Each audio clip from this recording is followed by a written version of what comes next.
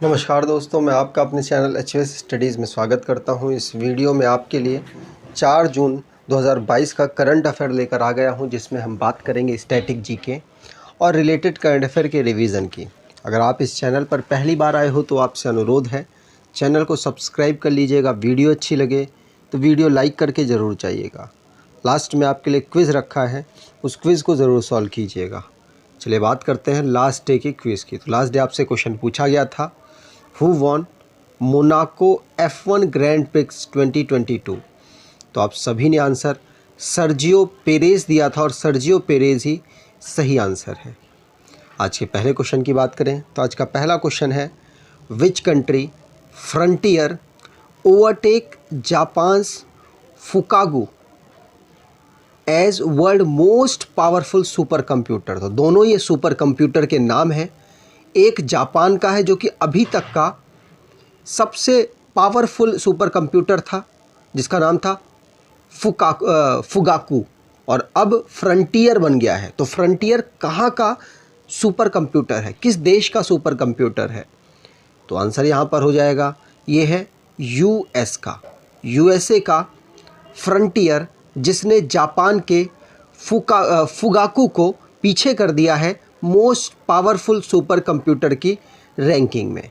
याद रखना है 59th एडिशन, जो कि टॉप 500 लिस्ट जारी हुई, जिसमें world most powerful super computer अब निकला है कौन?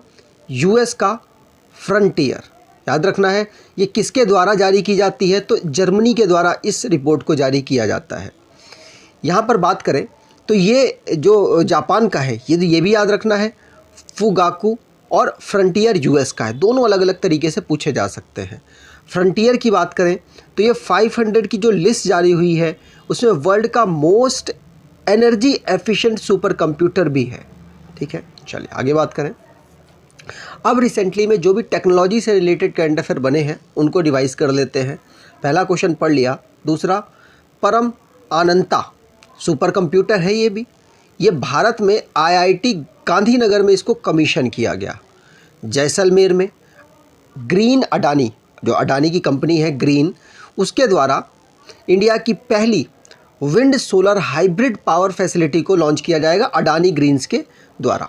याद रखना है, पहली wind solar hybrid power facility इसमें अवेलेबल होगी। इंडिया जो कि TB infection skin test launch करा है, उसका नाम है C-TB। परम पोरुल जो कि एक सुपर कंप्यूटर है, जिसको NIT तिरुचिरापल्ली में इनॉग्रेट किया गया। चाइना वर्ल्ड का फर्स्ट हैबिटेबल प्लैनेट सर्च करने जा रहा है अपने मोस्ट पावरफुल टेलीस्कोप का यूज़ करके। कदम इंडिया का पहला इंडिजीनियस पॉलीसेंट्रिक प्रोस्थेटिक नी है ये, जो कि IIT मद्रास के द्वारा डेवलप की गई। वेस्ट बंगाल के गवर्नर परम शक्ति, उन्होंने, वेस्ट बंगाल के जो गवर्नर हैं धनखड़ साहब, उन्होंने परम शक्ति को IIT खड़गपुर में, जो कि एक तरीके का सुपर कंप्यूटर है, उसको कमीशन करवाया। CDAC के द्वारा परम गंगा को, जो कि एक सुपर कंप्यूटर है, IIT रुड़की में कमीशन कराया गया। आगे बात करें, अगला क्वेश्चन है, men's hockey Asia cup which team win bronze with 1-0 win over Japan. तो जापान को हराने के बाद मेंस हॉकी एशिया कप में किसने ब्रॉन्ज मेडल प्राप्त किया है? तो आंसर यहाँ पर हो जाएगा, ब्रॉन्ज मेडल प्राप्त किया है भारत ने। भारत ने जापान को हरा दिया और यहाँ पर ब्रॉन्ज मेडल प्राप्त कर लिया। टॉप पोजीशन पर कौन रहा, मतलब गोल्ड किसको मिला? तो आंसर यहाँ पर हो जाएगा साउथ कोरिया। साउथ कोरिया को गोल्ड मिला है, सिल्वर मलेशिया को मिला है और ब्रॉन्ज भारत को मिला है। और इंडोनेशिया के द्वारा इसको ऑर्गेनाइज कराया गया, मतलब इंडोनेशिया ने इसको होस्ट किया है। जकार्ता इंडोनेशिया में इसे होस्ट किया गया, मेंस हॉकी एशिया कप 2022, जिसमें भारत को ब्रॉन्ज, साउथ कोरिया को गोल्ड, मलेशिया को सिल्वर मेडल। साउथ कोरिया की बात करें तो 5वीं बार मेडल जीता है। इससे पहले 1994 में, 1999 में, 2009 में, 2003 में गोल्ड मेडल प्राप्त कर चुका है। रिसेंटली में जो भी स्पोर्ट्स से रिलेटेड करंट अफेयर बने हैं उनको रिवाइज कर लेते हैं।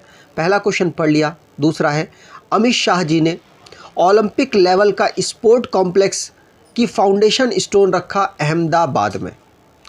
आईपीएल में गुजरात टाइटंस ने, आईपीएल का जो 2022 में हुआ है 15वां संस्करण, उसमें गुजरात टाइटंस ने हरा दिया है किसको? राजस्थान रॉयल्स को। रमेश बाबू प्रज्ञानंदा 36 नंबर के रेजविक ओपन टाइटल 2022 को जीत चुके हैं। नरेंद्र पत्रा प्रेसिडेंट बने हैं इंडियन ओलंपिक एसोसिएशन के। IBA women's world boxing championship Turkey के द्वारा मतलब टॉप कर दिया गया। टर्की सबसे ज़्यादा मेडल यहाँ पर जीता है, भारत 4th नंबर पर रहा। भारत को 1 गोल्ड मेडल मिला, निखत जरीन के द्वारा दिलवाया गया। शिखर धवन जो कि पहले प्लेयर ऐसे बने जिन्होंने 704 मारे हैं आईपीएल में। हरियाणा हॉकी इंडिया सब जूनियर वुमेन नेशनल चैंपियनशिप को जीत चुका है। आगे बात करें, अगर आप स्टैटिक जीके की ई बुक परचेज़ करना चाहते हैं तो आप इस ई बुक को परचेज़ कर सकते हैं। इसमें ऑलमोस्ट आपके सभी टॉपिक कवर किए गए हैं और पूरे डिटेल में किए गए हैं, एक भी टॉपिक छोड़ा नहीं गया। डिस्क्रिप्शन बॉक्स में लिंक है, वहाँ से आप इसे परचेज़ कर पाएंगे। अगले क्वेश्चन की बात करें, which young women entrepreneur win Times business award 2022। तो टाइम्स के द्वारा बिजनेस अवार्ड 2022 किस यंग वुमेन एंटरप्रेन्योर को दिया गया और दिलवाया किससे गया? सोनू सूद से। तो आंसर यहाँ पर हो जाएगा रश्मि साहू। रश्मि साहू को young women entrepreneur times business award के द्वारा सम्मानित किया गया। याद रखना है, रश्मि साहू ये ओडिशा से बिलोंग करती हैं और ओडिशा के नंबर 1 स्पाइसेस कंपनी की मतलब फाउंडर और इस वक्त डायरेक्टर के पद पर काम कर रही हैं। याद रखना है, पूछा जा सकता है, वैसे तो नाम इनका बहुत इंपॉर्टेंट हो चुका है। आगे बात करें, अगला क्वेश्चन है, centre appoints whose as director general of Sashastra Seema बल एसएसबी के डायरेक्टर जनरल किसको अपॉइंट किया गया? आप इनकी तस्वीर देख सकते हैं, मध्य प्रदेश के कैडेट से बिलोंग करते हैं और आपको बता दूं इनका नाम है क्या? एसएल थाउसेन को एसएसबी के डीजी के पद पर अपॉइंट किया गया। रिवीजन के माध्यम से याद कराने की कोशिश करूंगा। एसएल थाउसेन जो कि मध्य प्रदेश के कैडेट से बिलोंग करते हैं, ठीक है, और एसएसबी में डायरेक्टर जनरल बने हैं। यहाँ पर बात की जाए तो एसएसबी का काम क्या होता है, तो ये नेपाल और भूटान का जो बॉर्डर है उसकी सेफ्टी करते हैं। सशस्त्र सीमा बल को फाउंड किया गया था 1963 में, हेडक्वार्टर इसका नई दिल्ली है। यहाँ पर सारे पैरामिलिट्री फोर्सेस मैंने लिख दिए हैं जिनके फाउंडेशन ईयर लिखे हुए हैं बगल में, जैसे कि असम राइफल्स को 1835 में फाउंड किया गया, बीएसएफ को 1965 में फाउंड किया गया, सीआईएसएफ को सेंट्रल इंडस्ट्रियल सिक्योरिटी फोर्स को 1969 में फॉर्म किया गया, central reserve police force CRPF को 1939 में फॉर्म किया गया, ITBP Indo Tibetan border police को 1962 में फॉर्म किया गया और 1984 में एनएसजी नेशनल सिक्योरिटी गार्ड को फॉर्म किया गया और सशस्त्र सीमा बल की तो बात हमने कर ही ली, 1963 में इसे फॉर्म किया गया। अगले क्वेश्चन की बात करें, president inaugurates the Akhil Bharatiya Ayurveda महासम्मेलन 59th महाअधिवेशन इन विच स्टेट। तो हमारे प्रेसिडेंट रामनाथ कोविंद जी ने अखिल भारतीय आयुर्वेद महासम्मेलन 59th महाअधिवेशन को किस स्टेट में लॉन्च किया है? तो आंसर यहाँ पर हो जाएगा, ये कार्यक्रम मध्य प्रदेश में रखा गया और मध्य प्रदेश में ही इनॉग्रेशन किया हमारे 14वें नंबर के प्रेसिडेंट साहब ने। नाम याद रखना है, रामनाथ कोविंद जी इनका नाम है।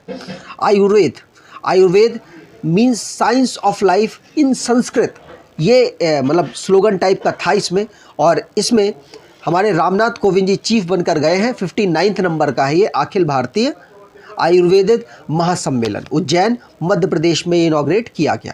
ठीक, चलिए आगे बात करें। यहाँ मध्य प्रदेश की बात हुई है तो मध्य प्रदेश को स्टेट के रूप में 1 नवंबर 1956 को फॉर्म किया गया।